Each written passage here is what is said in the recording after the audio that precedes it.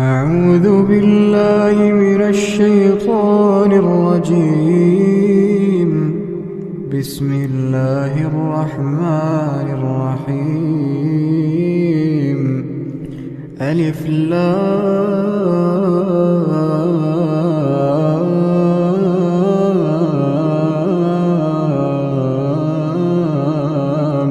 ميم. الله لا إله إلا هو الحي القيوم.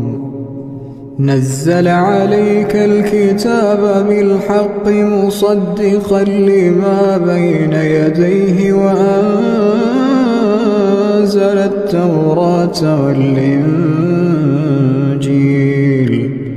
من قبل هدى للناس وأنزل الفرقان. إن الذين كفروا بآيات الله لهم عذاب شديد والله عزيز ذو انتقام. إن الله لا يخفى عليه شيء في الأرض ولا في السماء. هو الذي يصوركم في الأرحام كيف يشاء. لا إله إلا هو العزيز الحكيم. هو الذي أنزل عليك الكتاب منه آيات محكمات هن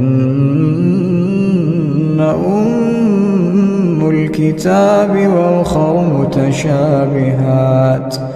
فأما الذين في قلوبهم زيغ فيتبعون ما تشابه منه ابتغاء الفتنة وابتغاء تأويله وما يعلم تأويله إلا الله.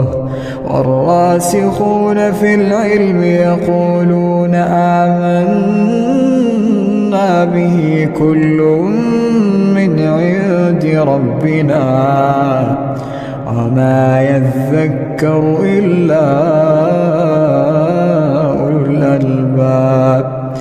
ربنا لا تزغ قلوبنا بعد إذ هديتنا وهب لنا من لدنك رحمة إنك أنت الوهاب. ربنا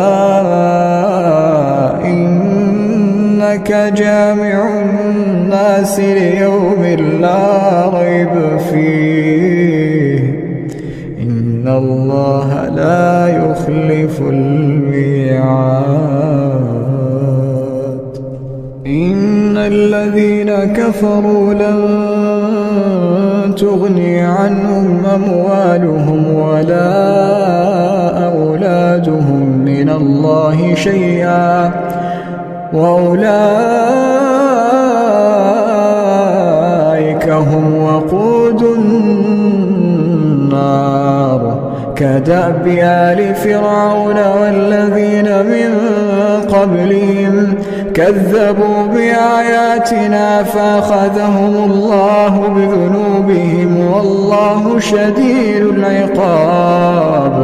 قل للذين كفروا ستغلبون وتحشرون إلى جهنم وبئس المهاد.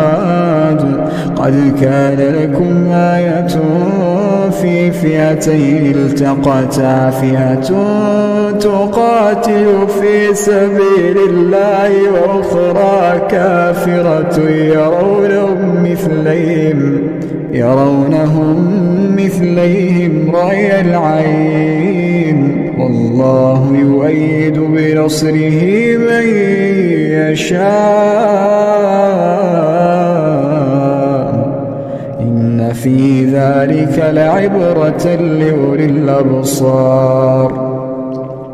زين للناس حب الشهوات من النساء والبنين والقناطير المقنطرة من الذهب والفضة والخيل